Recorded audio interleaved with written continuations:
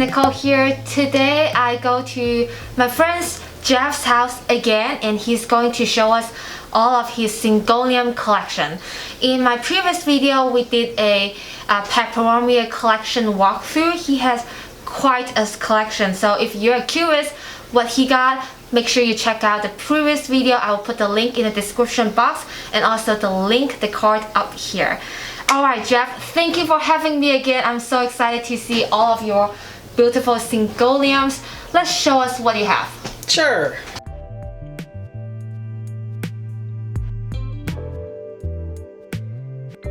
So I have some Syngoniums here that I absolutely love. One of my favorites is this Syngonium chiapense here. If you don't own this one, by the way, everybody should have it. It is an amazing plant. It is not fussy at all. It has a beautiful texture. It feels like naugahyde or vinyl on the leaves, and it grows pretty quickly.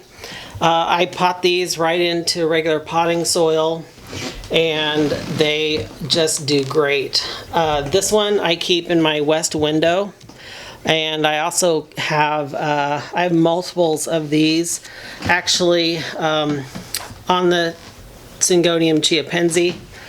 We can look over here, and here I keep this one pulled back from my south-facing window, but this one is doing great with a little bit higher light. I do have two different types of plants in this planter. I actually have one called a frosted heart, and so that is a variegation.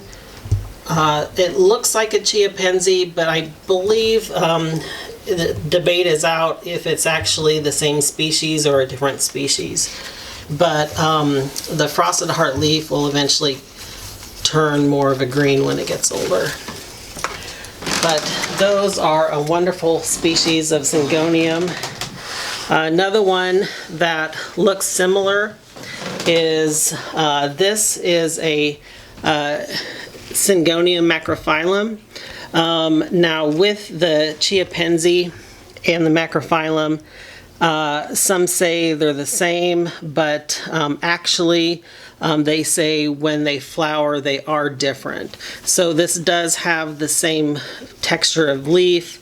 This does look a little more elongated than the chiapense, but I think this just could be the maturity of this one isn't that old yet, but they say the leaves will be exactly the same. So different species, they seem to grow exactly the same.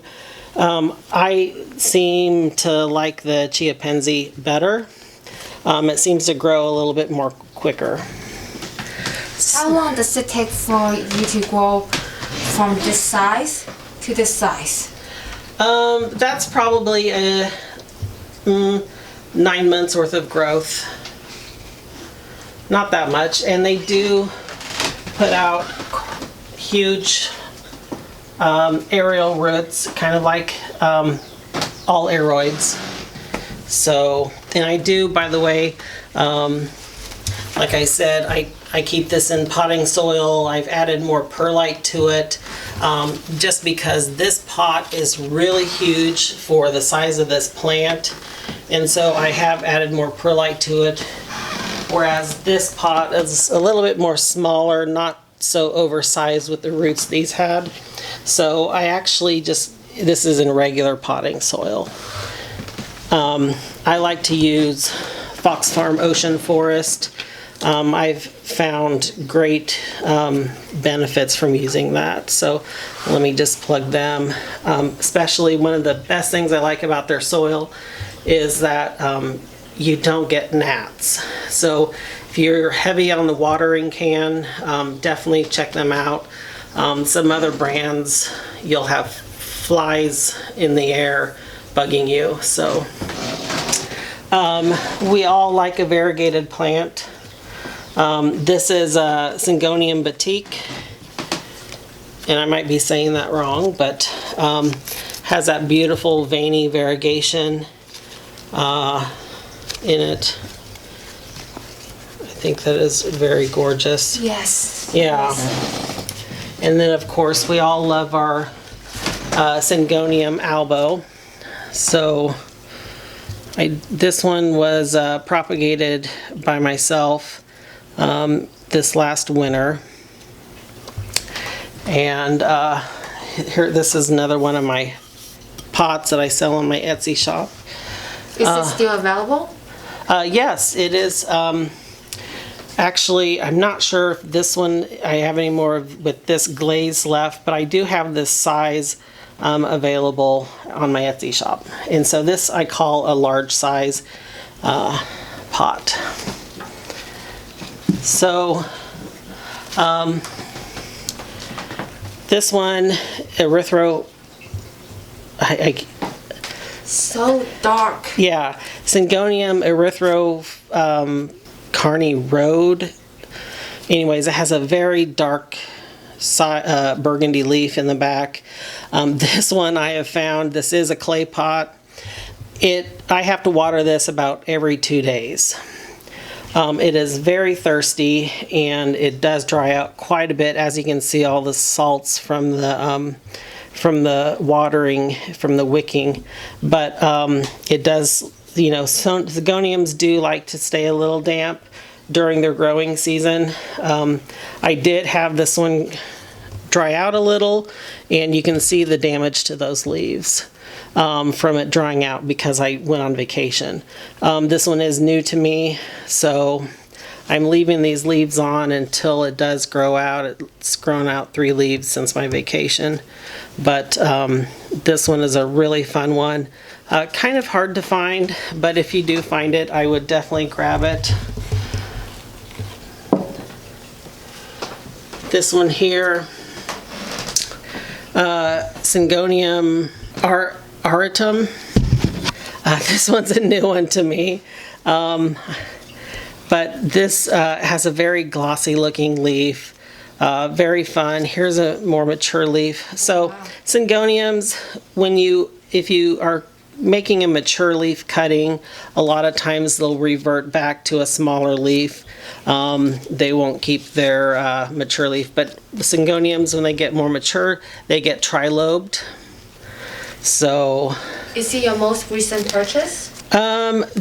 Actually, this might be, yes, it might be my most recent purchase. Yep. This is Syngonium Wetlandii. Oh, wow. And so it has a very velvety leaf, and it has that nice ray down the center of it. Interesting. So I have 2 plants here from 2 different sellers. And this is a more mature cutting, and all of the leaves actually are staying trilobed. And you can see as it gets older, that ray kind of diminishes, just isn't as large as the younger leaves. So as you can compare those two, they look like different plants, but they are actually the same. The same, just different age. Yep. And these Syngoniums, because they are epiphytes and they do like to climb trees, they do shed older leaves. All right. And then this is Syngonium mottled. So this is a variegated leaf that is just very speckly. I have 2 different plants here of the same. So 2 different growers I've bought it from, but this one definitely has more pronounced mottling.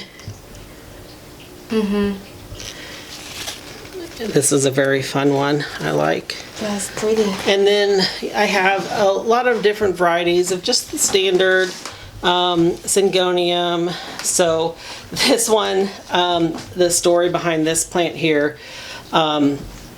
I went to visit my mom at work, and her coworker said, "Do you have a Marcella plant?"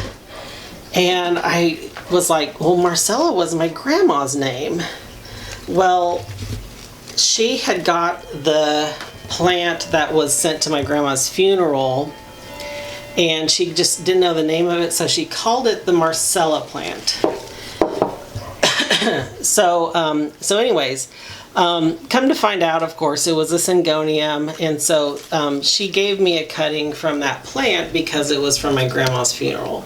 So yeah, so I call this the Marcella plant, even though it is just a regular Syngonium. And then, of course, you know, I like to do this. I plant multiple types of plants as long as they can handle the same care in the same pot. I will mix up plants, but this is just another Syngonium albo. How do you get your Syngonium so lush instead of very leggy? Like my Syngonium always grow up and then super long and you know, I chop. oh, okay. I keep it chopped, so you know, as long as it's healthy growth, I will. This I only had a cutting of it about a year ago, so I just had one stem, and so I took that vine and I chopped it into multiple pieces, rooted it up, and made a nice healthy plant from it. So I also, here's an example of, so this is a Syngonium aria, or it is basically the yellow variegated Syngonium albo. So there's the difference. So this has yellow versus the white. So I just have this one little cutting, node cutting here. Syngoniums, they can handle just regular potting soil. So I water rooted it until it had about a 1/4 inch growth on the root, and then I planted in soil.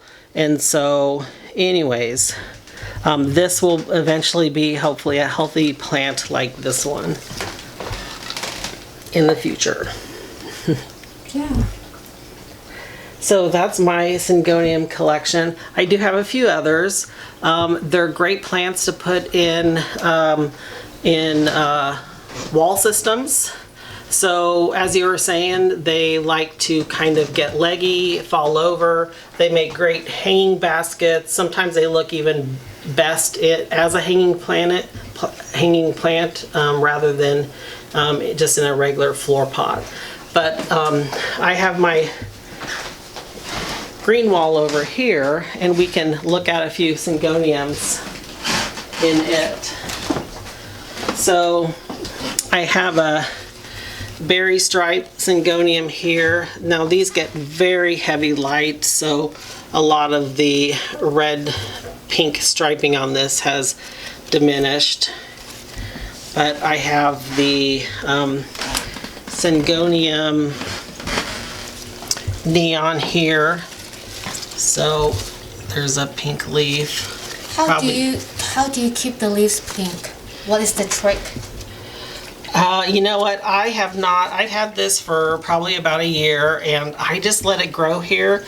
It looks like the new growth will have pink, and then they eventually turn green. So I haven't really tested out to figure out what causes the pink leaves, but it seems to be happy in the wally grow, so I have left it there. This is such a beautiful Syngonium collection. Thank you so much again for sharing with us, Jeff.